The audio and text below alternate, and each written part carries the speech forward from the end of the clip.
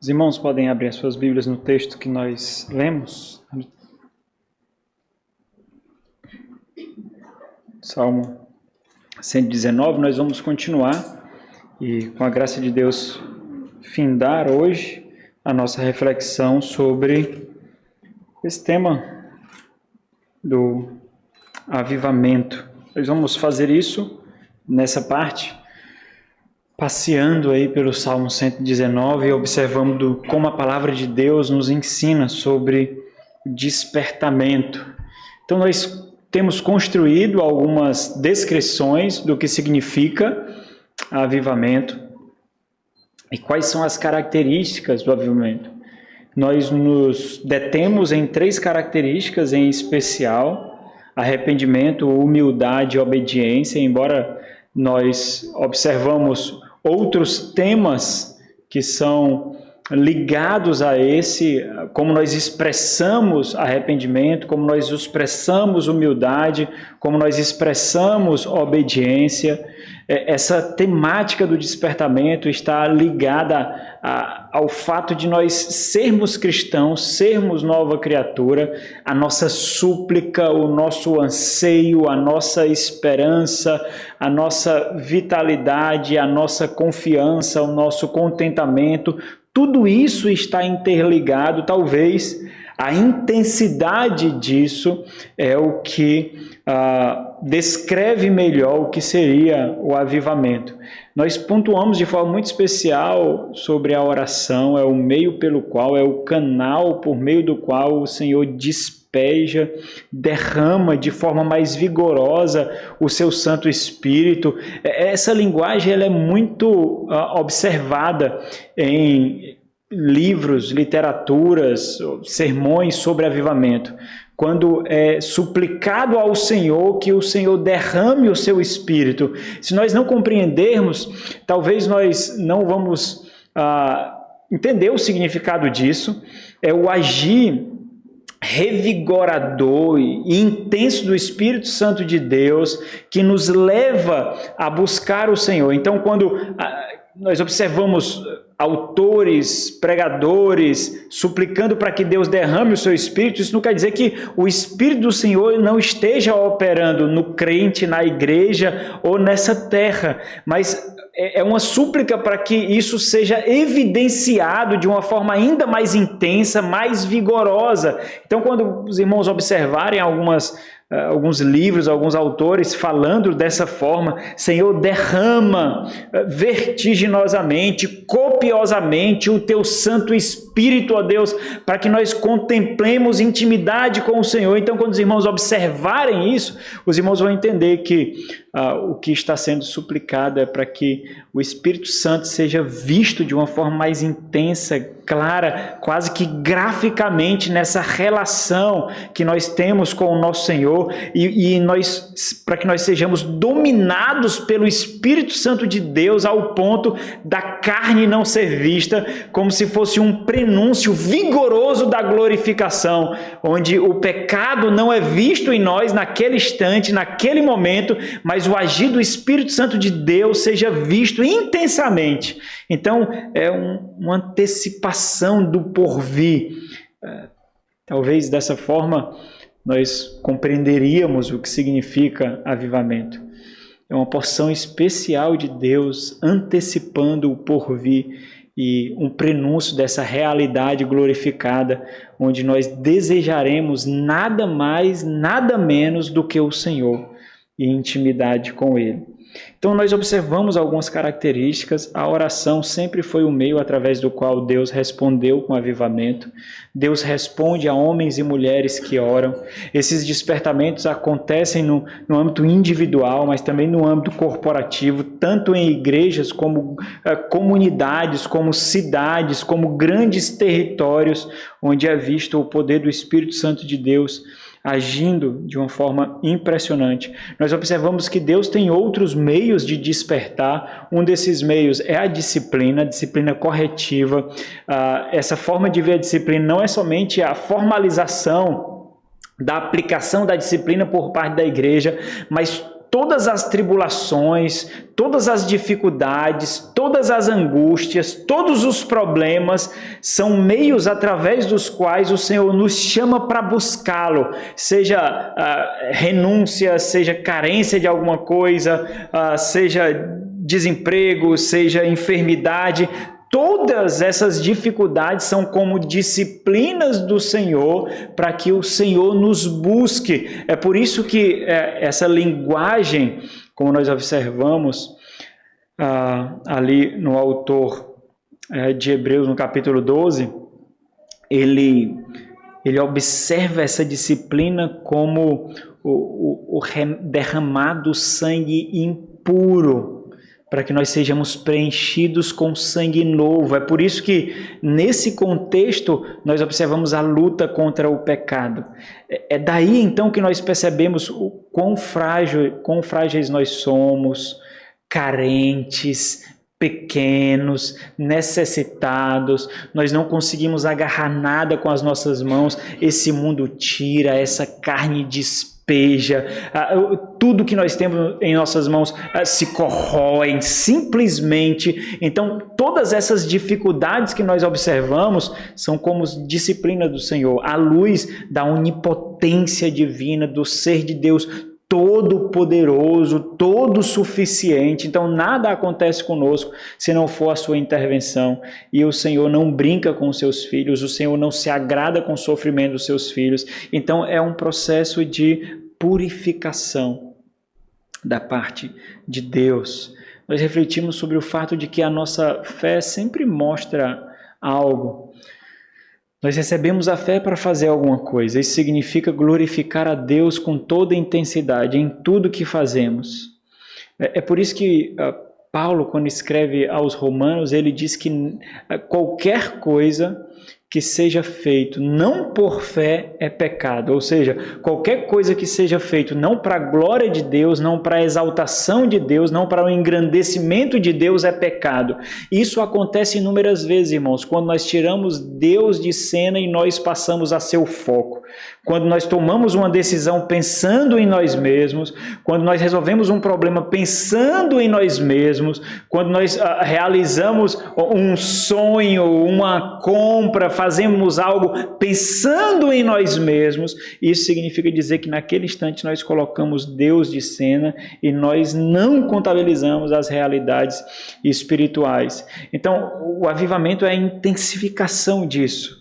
Talvez uma palavra que seja mais palatável para a gente seja o despertamento. Despertamento da parte do Senhor para que nós o experimentemos. E quando isso acontece, nós vemos isso acontecendo inúmeras vezes com salmos, salmistas. Quando isso acontece, nós percebemos o que tem valor, o que realmente tem significado, o que realmente importa. Tão somente experimentar a intimidade com Deus. Tão somente experimentar a intimidade com o nosso Senhor. Nós observamos que ao longo da história, uma prática realizada, talvez institucionalizada até hoje, na tentativa de fabricar avivamento no século passado, e hoje nós vemos os apelos emocionais carregados de jargões, com jargões impactantes emocionalmente, constrangedores emocionalmente, para mexer com as emoções, como se avivamento, como se despertamento fosse tão somente uma resposta emocional para palavras bem trabalhadas, para frases bem construídas. Essa é uma tentativa carnal de mascarar uma deficiência espiritual. Tão somente isso. E hoje nós observamos essas práticas sendo executadas aí em muitas e muitas igrejas, ao ponto de serem sacralizadas. Tem crentes que acham muito estranho, e igrejas que não fazem apelo porque não darão oportunidade para que se convertam, como se naquele momento ocorresse ali instantaneamente a conversão daquela pessoa.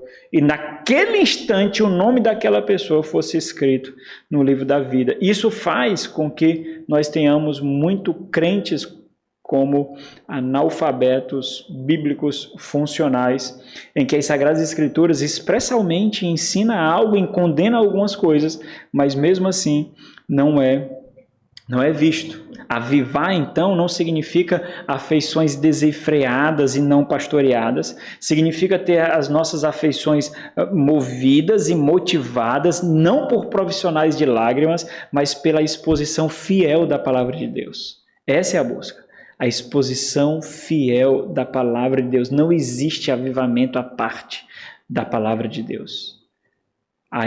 O avivamento, e nós vemos isso sendo muito expresso ali por Esdras e Neemias, no livro de Neemias, quando o povo retorna do cativeiro e então volta para Jerusalém para reconstruir a cidade. Então nós vemos o livro sendo aberto, e quando o livro está sendo lido, o livro da lei do Senhor, lido e explicado, o povo se derrama em lágrimas por ver a lei de Deus esquadriando o seu coração, esquadriando o seu ser, por contemplarem a perversidade do que os seus antepassados fizeram, e o terror de desfrutar disso mais uma vez, o terror de contender com Deus, de contender contra Deus, o terror de agredir a Deus, a profunda sensação da nossa pequenez, da nossa insuficiência, da nossa insignificância, e a grandeza do ser de Deus se condescendendo a nós para nos amar, para ter relacionamento conosco,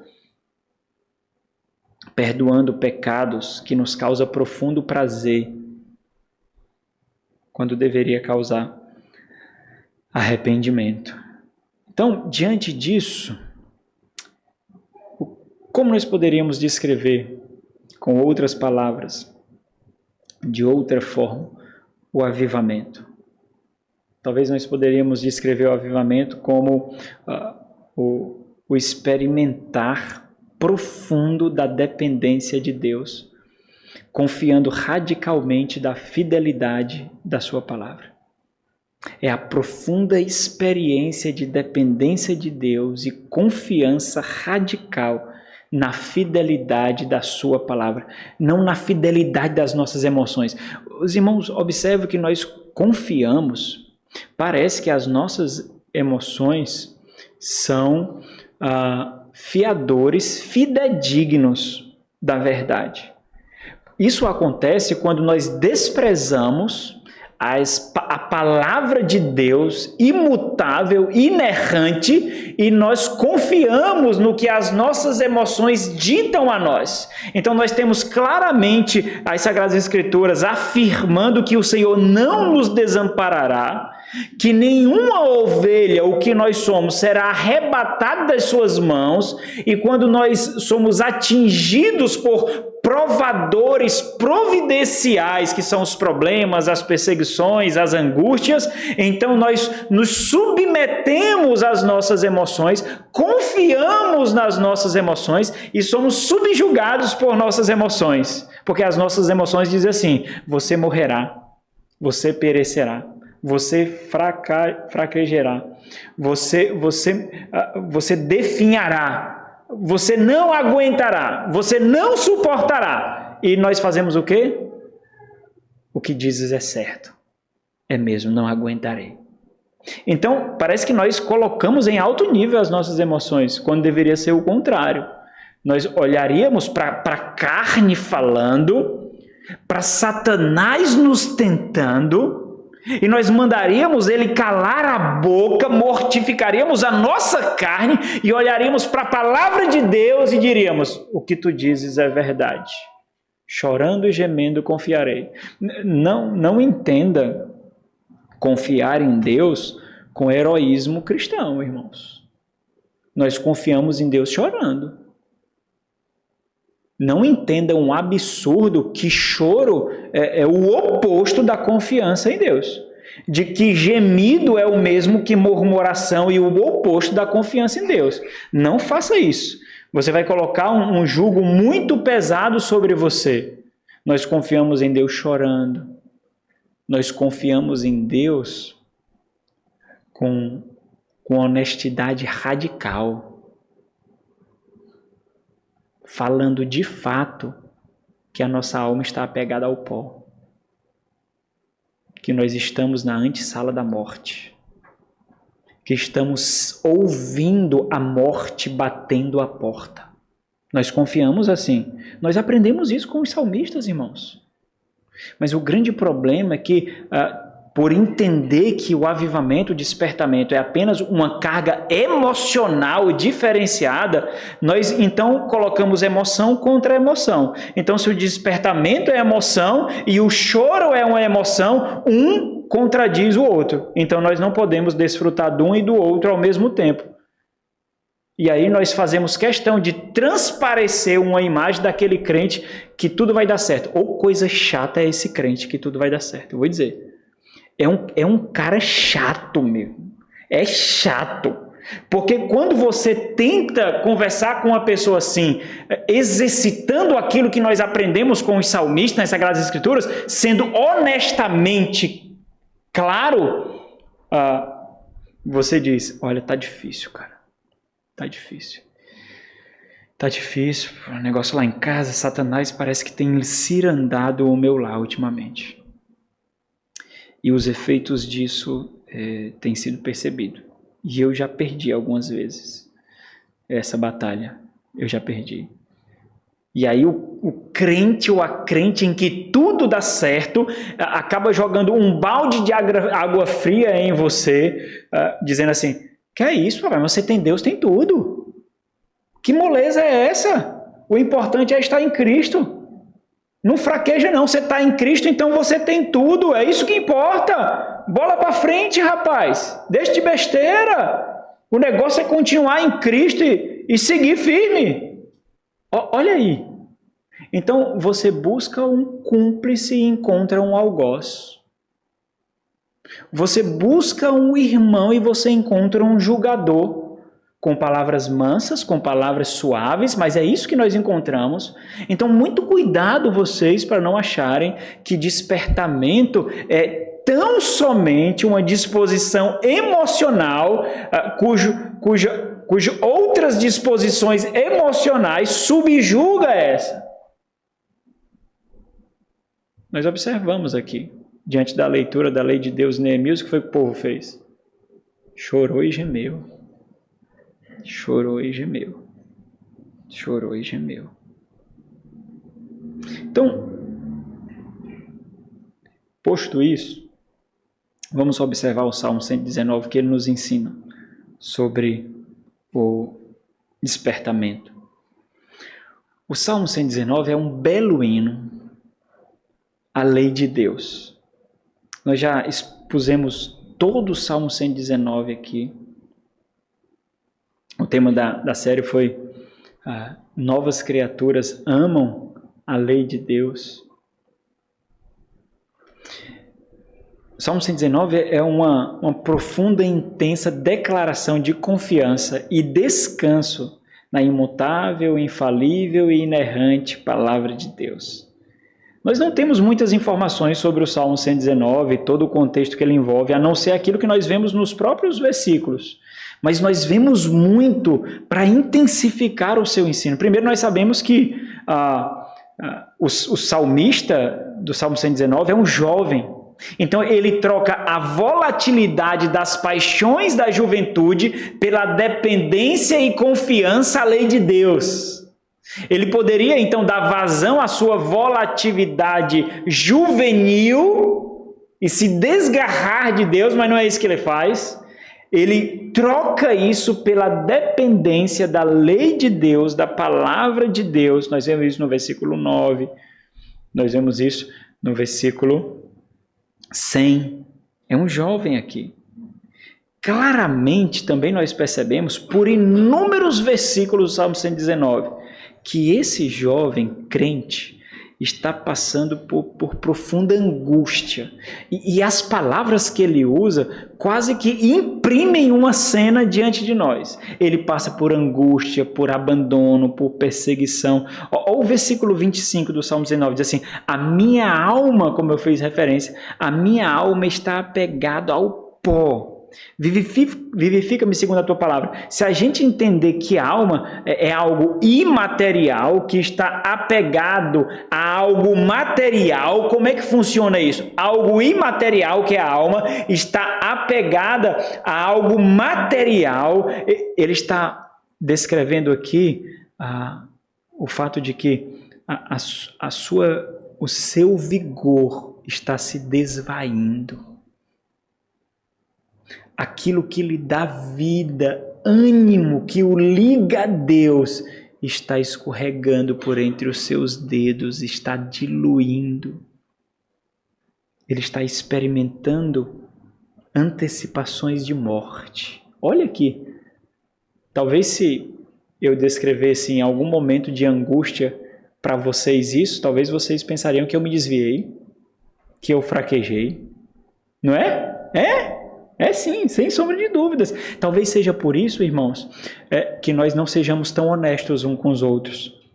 Nós fazemos questão de assumir um personagem que não fraqueja, um personagem que não chora, um personagem que nunca tem a sua fé golpeada, nunca tem a sua esperança golpeada. Mentira, é mentira. Tem sim. Todos nós temos. É mentira. Todos nós temos. Mas nós fazemos questão de imprimir um personagem. Qual é a consequência disso? Você terá que sustentar esse personagem. E você não saberá ouvir exortações. Não saberá. Porque o seu personagem é perfeito, você não conseguirá ouvir repreensões. O seu personagem é glorificado já, não conseguirá. A verdade é que nessa peregrinação, nós caímos em pântanos, irmãos. Como o cristão do peregrino. Nós somos assolados. E isso não é o antônimo da confiança. Porque é a resistência na confiança, é a perseverança na fé e na esperança que referenda a nossa fé, a nossa conversão. É isso. Basta lermos os salmos, irmãos. É só lermos os salmos. Olha o Salmo 81. Olha o Salmo 81. Desculpa, o versículo 81. Ele diz assim, desfalece-me a alma, aguardando a tua salvação. Porém, ora, enquanto ela desfalece, eu sinto isso, eu experimento isso, eu espero pelo quê? Na tua palavra. Não o que eu sinto, mas o que ela diz. Eu espero na tua palavra. Esmorecem os meus olhos de tanto esperar por tuas promessas. Elas estão lá. Enquanto digo, quando haverás de me consolar? Sabe por que nós não fazemos oração assim? Porque nós pensamos que é murmuração. E nós pensamos que fazendo isso, nós nos pareceremos fracos espiritualmente. Aqui o salmista dá uma surra na gente. Essa sinceridade e honestidade brutal. Brutal. E isso agrada a Deus, porque Deus é o Deus que vê o quê? Coração, irmão. Ele sabe quando você está maquiando. E quando você maqueia, você coloca entulhos nesse despertamento que você poderia experimentar. Você coloca entulhos. Porque você não quer um relacionamento sincero e fiel com Deus. Você não quer, você quer uma aparência diante da congregação. Você quer uma aparência diante da comunidade de fé. Isso para você é suficiente. Não importa se você vai deixar de subir degraus para se aproximar de Deus. Não importa. O importante é que você me ache santo. Que você me ache piedoso. Que você considere que eu sou uma mulher piedosa ou um homem piedoso. É isso que vale. Eu estou falando assim na ideologia de gênero não, viu, irmão? Só para ilustração. Aí você não percebe que Deus está vendo lá. E Deus diz assim, ó, rapaz, mais um entulho colocou. Poderia ter aproveitado essa oportunidade para se despir. Mas aproveitou e colocou um entulho. Vai ser difícil tirar esse entulho. Vai ser difícil. Porque ele já está se acostumando a colocar o entulho. Ele colocou mais um pouquinho. Não era para ter colocado. Colocou mais um. Por isso que é difícil ter relacionamentos que não confrontam. Quando a gente tem muitos relacionamentos, dá tapinha nas costas. Elogia. Você é uma pessoa que ora tanto. Eu fico impressionado com a forma como você é submissa, como você é um cabeça. Eu fico impressionado, rapaz. Aí isso referenda a sua omissão. Relacionamentos intencionais observam muito além do que olhos carnais, irmãos. Observa lá naqueles fragmentozinhos que você tenta esconder. Vocês olhem, está vendo isso aí? Não é normal, não. Isso aí não é normal, não. Você está escondendo muito bem, mas tem alguma coisa aí. Você tem coragem de dizer isso para o seu irmão? Se não tiver, não é relacionamento de verdade, não. Irmão, não leva uma mão, não. Mas olha, isso daí tá estranho, não tá legal, não. Parece que não está certo. Talvez seja impressão minha ou talvez você seja muito habilidoso a esconder. Pode ser um dos dois. Vamos fazer assim. Eu não vou suspeitar de você, mas considere a minha palavra e avalie isso daí. E você sabe. Você sabe. Você pode continuar a leitura aqui até o versículo 85, mas a gente vai prosseguir. Por 16 vezes, no Salmo 119, o salmista ele suplica por vida. E o que ficou mais gritante na nossa exposição desse salmo é que vida aqui não é a vida física, biológica, material. Isso não é vida.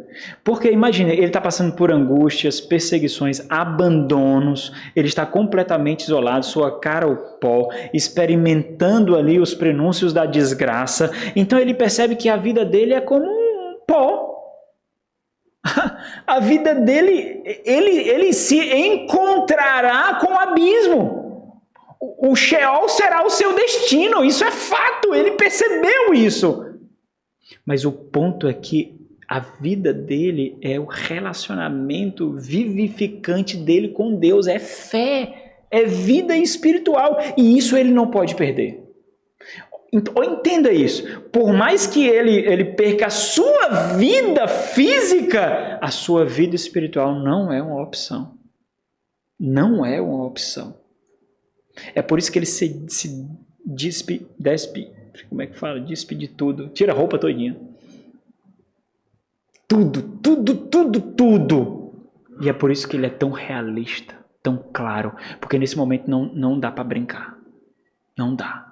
Nesse momento é sinceridade com aquele que vê. Com aquele que vê. Então ele não está preocupado com essa vida. O despertamento nos traz isso, irmãos. Não adianta suplicar por intimidade com Deus quando nós mesmos colocamos entulhos para essa intimidade. Não adianta buscar do Senhor despertamento, vigor, vida, intensidade, quando nós somos os sabotadores. Não adianta. E se você tiver um impulso, o mínimo que seja, apenas um impulso de honestidade, você entenderá isso.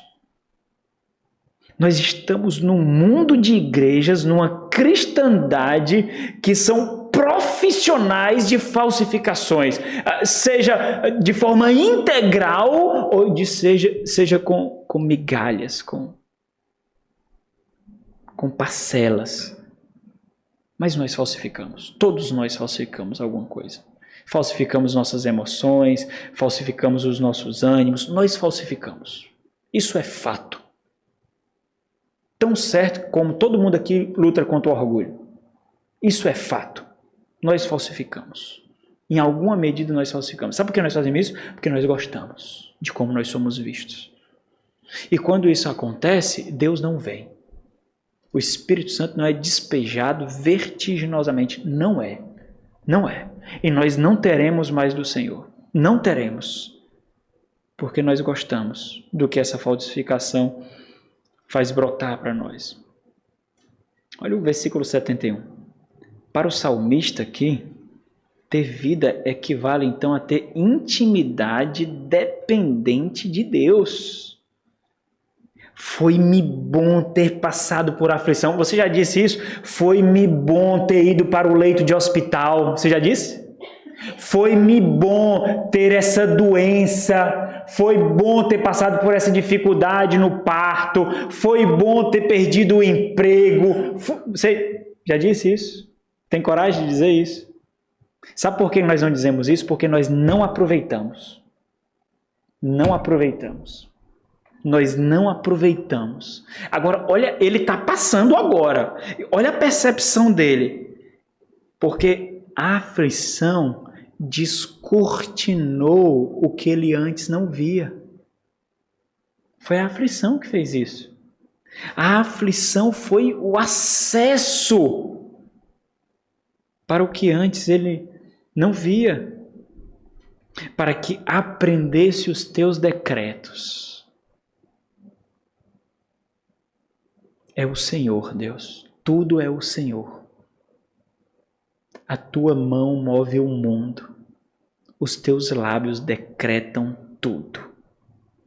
Tudo é o Senhor.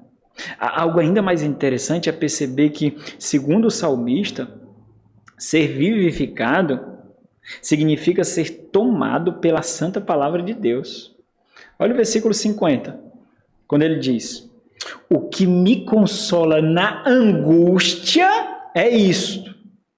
O que ele consola na angústia? É de saber que ela vai passar? Às vezes não é? Vai passar. Eu não estou dizendo que é ruim, não. Eu já disse isso várias vezes. Vai passar, irmão. Mas como você estará quando ela passar? Vai passar. Mas como você estará lá do outro lado? Como? O que me consola na minha angústia é isto, que a tua palavra me vivifica. Entenda isso. Ele está na angústia. Ele está no pó. Ele está na agonia. A palavra de Deus é o alimento que dá vida. É o alimento que não permite a alma desfalecer. O pó tomar conta dele completamente. É a palavra. Então observe como é diferente. Ele não deixa de orar, ele não deixa de meditar nas Sagradas Escrituras, na lei de Deus. É o contrário, ele sabe que lá é fonte, ele vai à palavra de Deus. É diferente quando nós dizemos: eu estou tão assim desmotivado que eu não consigo nem orar. Aí lascou. Não lascou, não? Porque o único lugar que tem a fonte da vida, você não vai visitar. Aí Satanás fala o quê? Epa! Ô glória! Epa! Que bom! Estamos conseguindo! Versículo 93. Nunca me esquecerei dos teus preceitos, visto que por eles me tens dado vida. Observe que o salmista está experimentando aqui emoções absurdas, terríveis. Existe uma luta interior em sua alma, isso é inegável. É como se a sua alma buscasse a morte e ele bombardeasse a alma dele com a vida da palavra de Deus e a alma se anima e a alma se joga mais uma vez e ele bombardeia com a reflexão da palavra. Por isso, morrer aqui equivale a se afastar de Deus, perder de Deus o contentamento, a esperança. E isso significa se afastar da dependência da palavra de Deus. Observa, porque uma coisa é dizermos que nós somos dependentes de Deus. Outra coisa é aplicar isso, sendo dependentes da palavra de Deus. É a aplicação. Ser dependente de Deus parece algo muito abstrato. É algo inalcançável, sem substância. Quando nós entendemos que ser dependente de Deus é ser dependente de sua palavra, isso sai do abstrato e vai por tangível, palpável, visível. Nós então experimentamos isso. De fato, olha o versículo 51. Os soberbos zombam continuamente de mim. Todavia, não me afasto da tua lei. Ele entende que existe uma luta, uma guerra sendo travada no mundo. E ele entende que tudo aquilo que ele está passando, especialmente as calúnias, são dardos do inimigo, são instrumentos do inimigo para afastá-lo de Deus. As angústias, as dores, o abandono, a perseguição, as dificuldades, ele percebe. Aquilo como o presbítero Jorge falou aqui da último sermão, a batalha espiritual. A batalha espiritual. É o descortinar. O salmista compreende intensamente que é justamente a sua experiência e confiança na palavra de Deus, que são as suas santas promessas, que o fará experimentar vividamente o agir de Deus, o vigor de Deus, o despertamento da parte de Deus. Volta aí, olha o versículo 11. Aquele versículo conhecido, né? Guardo no coração as tuas palavras, para não pecar contra ti. Diante dessa afirmação, irmãos, então, o que significa pecar? O que significa pecar aqui? Pecar aqui significa não confiar, não depender da palavra de Deus. Significa sucumbir às circunstâncias, apostatar da dependência de Deus, fraquejar na fé. É isso que significa pecar. Não significa cometer um adultério, roubar, mentir, assassinar. Tudo isso é consequência de uma realidade ainda mais interior, que é não confiar e depender da palavra de Deus. Observe como as nossas emoções são os nossos maiores algozes quando nos faz inchar o nosso próprio ego, inflar o nosso próprio ego, ficar com sentimentos contrários contra os nossos irmãos, contra a igreja, contra os nossos líderes, construir maldades, maquinar desgraça, assassinar na mente, dividir na mente. Nós fazemos isso, irmãos. Nós fazemos isso. Nós fazemos. Eu não sei nem quantas vezes eu já matei vocês na minha cabeça. Já tinha feito um bocado de velório aqui já. Matei demais. Como? Raiva. Raiva. E aí a minha dinâmica é constantemente, ele é meu irmão. Ela é minha irmã. Ele não é meu inimigo. Ela não é minha inimiga. Eles não são meu adversário. Ele não é meu adversário. Constantemente aqui, ó. Luta na mente. Luta na mente, no coração. Constantemente. Pá, pá, pá, pá. Pá. Versículo 116. Ampara-me. Me dá suporte, Deus. Sustenta-me. Ampara-me. Segundo o quê? Segundo a tua promessa. É interessante porque os puritanos, eles pegaram essa dinâmica. As orações dos puritanos eram subsidiadas pelas promessas de Deus.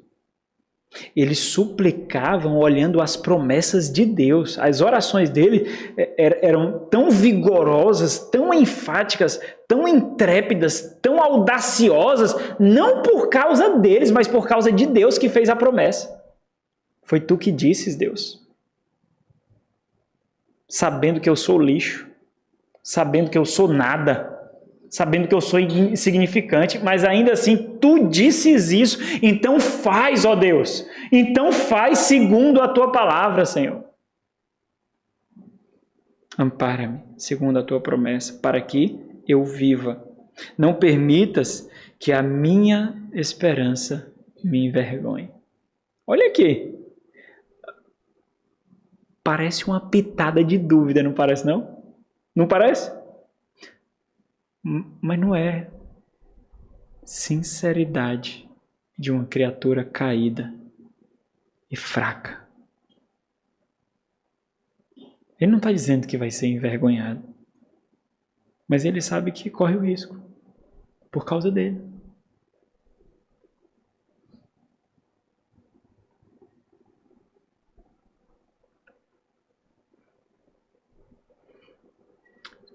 Essa promessa, obviamente, essa palavra que ele está falando, faz referência aos 2 primeiros salmos. Do reino de Deus que será plenamente estabelecido sobre a terra e subjugará os reinos opressores e pagãos. E daquele bem-aventurado que é plantado junto às correntes de água que frutificam abundantemente. Ele não vê frutos aqui, ele não vê essas correntes de água, ele não vê o reino de Deus, mas ele sabe que a palavra está lá, está lá. Deus disse, ela está lá. E ele busca isso, ele clama por isso, ele busca isso. E aí o Salmo 119, ele faz uma conexão intrínseca ao Salmo 1. O Salmo 119, ele nos mostra como justo, ou seja, como bem-aventurado do Salmo 1, ele concebe, ele utiliza e se envolve com a lei de Deus. Né? No Salmo 19, não diz que ele medita na lei dia e noite, não é? Então o Salmo 19 é justamente isso, ele está meditando na lei. Ele está meditando na lei. Como ele concebe essa lei, como é esse prazer, é aqui no Salmo 119. Agora avança um pouco, observa o versículo 125. Por isso que sempre o salmista ele suplica ao Senhor para que o Senhor o vivifique, porque ele é aquele do Salmo 1, assim como nós somos, irmãos. Todos nós estamos no bem-aventurado, que é o Filho do Deus vivo, o Senhor Jesus Cristo. Então, todos nós somos esses que em Cristo Jesus damos o nosso fruto em abundância. E todas as promessas que são conquistadas por Cristo Jesus. Nenhum se perderá, Senhor. Tu disses, ó Pai. Está aqui nas tuas escrituras, nenhum se perderá, mas por que eu? Eu estou me perdendo. Por que, Senhor? Eu estou me perdendo, Deus. A minha confiança no Senhor está ruindo. O meu deleite na tua palavra no Senhor está ruindo. Mas tu disses que nenhum se perderia, nenhum seria arrebatado de tuas mãos, ó Deus. Nenhum. Nós podemos fazer essas orações, irmãos. Essas orações não são contrárias à confiança e à esperança de fé com Deus, não. O despertamento não acontece com falsificações, irmãos, com hipocrisia. Não adianta. Deixa eu realçar mais uma vez isso, porque eu acho que é importante, já que eu vou findar essa pregação hoje. Nós estamos num mar de cristandade onde hipócritas vencem, onde falsificadores são aplaudidos, onde falsificadores são heróis, e aqueles que melhor falsificam são os mais destacados. Sabe, nós temos que ter muito cuidado a julgar. Temos que ter muito cuidado. O nosso julgamento tem que ser suspeitando de nós mesmos, dando benefício da dúvida, mas nós julgamos. É impressionante como nós vemos tantas personalidades do mundo gospel caindo. Parece que foi assim. Se entregando à homossexualidade. Parece que foi assim. Falsificadores. Falsificadores. Fabricadores de uma fé falsa. E aí nós vemos pessoa no nosso meio que num instante estava participando, sei lá, de um jantar da comunhão e na semana seguinte não quer vir mais à igreja. Ele cansou de falsificar. Ela cansou de falsificar. Isso vem sobre você também, se você costumar. Se você se acostumar com essas falsificações, isso virá sobre você. É inevitável. Virá sobre você. Falsificadores nunca vencem. Não são heróis. São hábeis pecadores que brincam com a fé e com a piedade e zombam da adoração a Deus. São esses. Simples assim. Por isso que são tão perversos. Porque brincam com a ingenuidade de alguns. Zombam da confiança de outros. E se portam como de fato não são. Salmo 125, o versículo 125, o salmista diz: eu sou teu servo, Deus. Sou teu servo. Dá entendimento. Olha, ele não consegue discernir tudo que está acontecendo, não. Eu sou teu servo, isso eu sei. Talvez agora ele veja isso mais do que nunca. Eu sou teu servo. Bonito nós falarmos isso, né? Eu te amo, Deus. Eu sei que eu te amo, mas eu não consigo entender isso. Eu realmente não consigo, mas eu sei que eu te amo. Eu sei que eu sou teu, mas eu não consigo entender. Dá entendimento para que eu conheça os teus testemunhos. Essas palavras são todas correlatas, irmãos.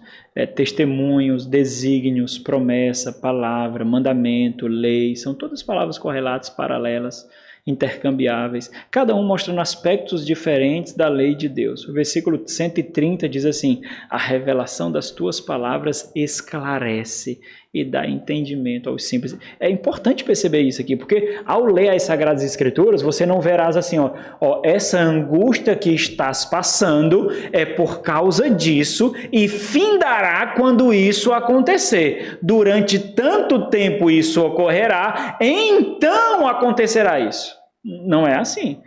Quando o salmista pede entendimento, quando o salmista pede para que seja esclarecido para ele, quando ele lê as Sagradas Escrituras, a lei de Deus, e isso traz para ele clareza, ele percebe que ele não é o foco, que não é a respeito dele. Ele percebe que Deus é o centro, que tudo diz respeito à glória de Deus, de que ele é um instrumento ou para honra ou para desonra, mas como é no caso aqui, ele é um instrumento para honra, seja por meio de lágrimas, pó sobre a cinza sobre a cabeça, enfermidades ou morte.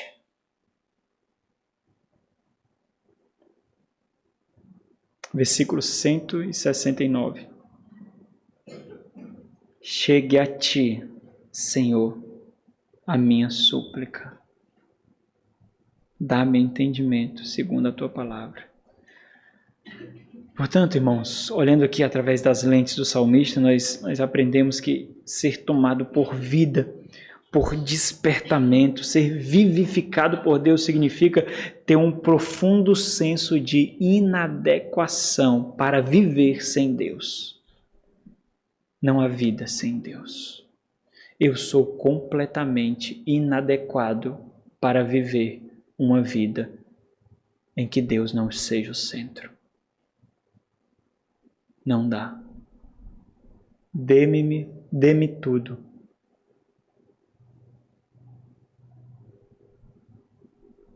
Mas se Deus não estiver lá, isso tudo será nada. Significa compreender que tudo que tira os nossos olhos de Deus são entulhos que devem ser removidos para que não morramos. Lembra lá do que é morte. Avivamento é uma experiência direcionada pela santa palavra de Deus. É entender profundamente que o nosso significado está em Deus e que para isso precisaremos bombardear intensamente nosso coração e mente com a santa e confiável palavra de Deus. E agora o versículo 175.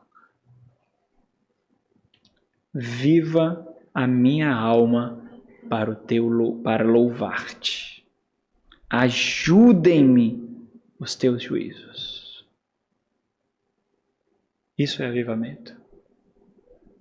Viva o meu vigor, o meu interior, a minha vida viva para o teu louvor. Vamos orar. Nosso Senhor, ó Senhor bendito, como são tão maravilhosas essas descrições, ao mesmo tempo que parecem tão distantes de nós. Quantos entulhos nós colocamos para alcançar, ó Deus, essa realidade? Sermos honestos com o Senhor e com os nossos. Sermos radicalmente honestos, despidos de toda falsificação e carne, para desfrutar contigo, ó Deus, verdadeira vida e intimidade.